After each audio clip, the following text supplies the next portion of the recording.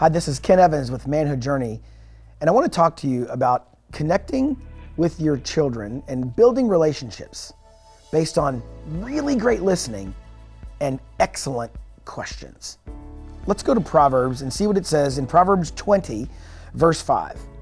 The purpose in a man's heart is like deep water, but a man of understanding will draw it out.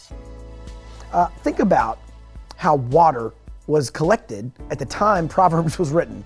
Thousands of years ago, going and getting water was no simple exercise. If you're like me and you live in a first world kind of country, I have a bottle of water right there and there's a tap outside where we're shooting these videos. Endless supply of clean water. It's easy to get water. It wasn't so easy when the author of Proverbs 20 verse 5 said it.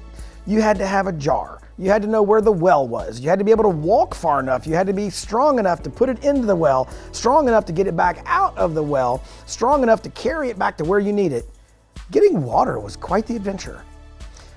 Notice that verse compares understanding someone's purposes and thoughts like going and getting water.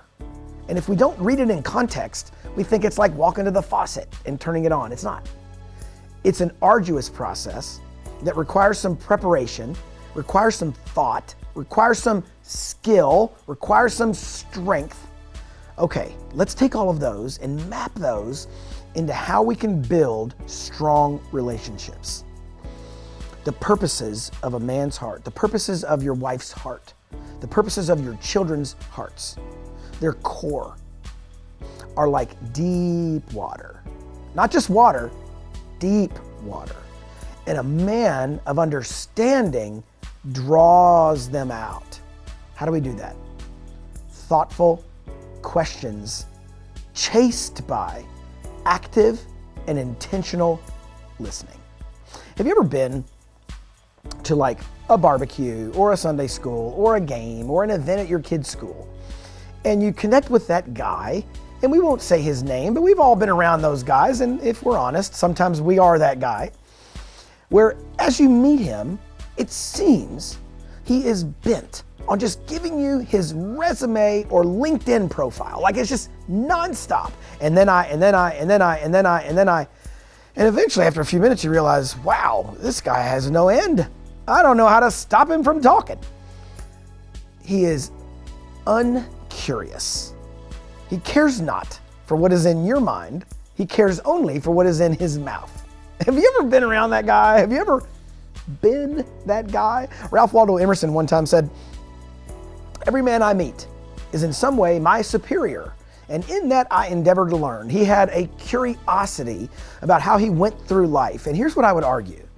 One of the key ingredients of great relationships is curiosity.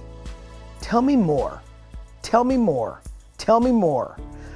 It's endless. I had a sales trainer named Frank, and Frank would teach us how to do sales.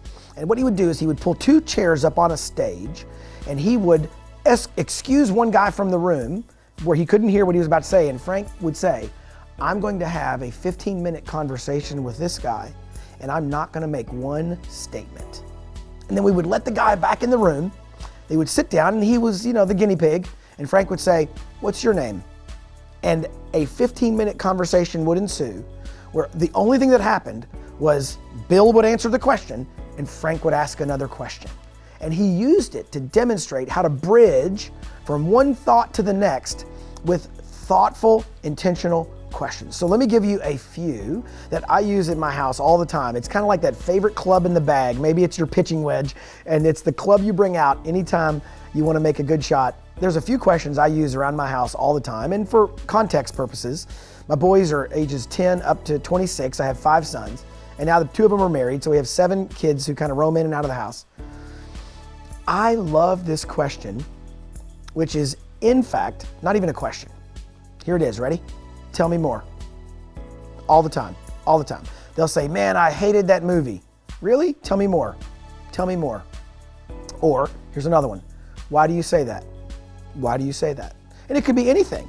They could say, "I don't like peanut butter," or "My math teacher is mean," or it doesn't matter. I can chase it with, "Why do you say that? And what am I doing? Tell me more." Why do you say that? Help me understand. That's a great question. Yeah, you got to chase it with, you got to be careful what you chase it with. If you say, help me understand why you're such a moron, that doesn't work. It's not universal. But if you say, help me understand how you arrived at that conclusion, or is there another way we could think about this? And as you get to where your kids are teens and they're in that age where they have a lot of opinions, the temptation for a dad is to go into teaching mode, and I've been there. I know this. You think I was never a teenager? I understand more about life. Look at how much longer I've lived than you. All of that is bad. All that is bad seed planted if you want to have good, healthy communication and relationships with your kids. Instead, when your child says something arguably silly or foolish as a teenager, questions allow them to unpack it themselves. And you don't have to be the heavy hand. You don't have to be the heavy hand. You can ask questions. And here's what's happening at a subconscious level when we're doing that. You and I are learning more about where they are. I'll give you an example. How do I get to California? What just went through your head, more than likely, is a directional bearing based on wherever you are. So if you're in Tulsa, I head west. If you're in Seattle, I head south. Why? Because we process information based on our own paradigm and context. The better question is, how do I get to California? And you should be asking me back, well, where are you? Questions help us find out where our children are. Don't be the mouth, be the ear. God gave you 2 ears and 1 mouth. Let's use them in the correct proportion. And just for fun, if you're a Bible nerd like me, Jesus asked over 300 questions in the New Testament. Do you know how many he was asked? Less than 180. The author of the universe, the one through whom all things were made, chose to ask twice as many questions as he was asked during his time here on earth. Why is that? Because he knows how our brains work. And if you want to build strong relationships with your children or your wife or those you mentor, learn how to ask great questions and chase those questions with intentional, focused listening to their answers.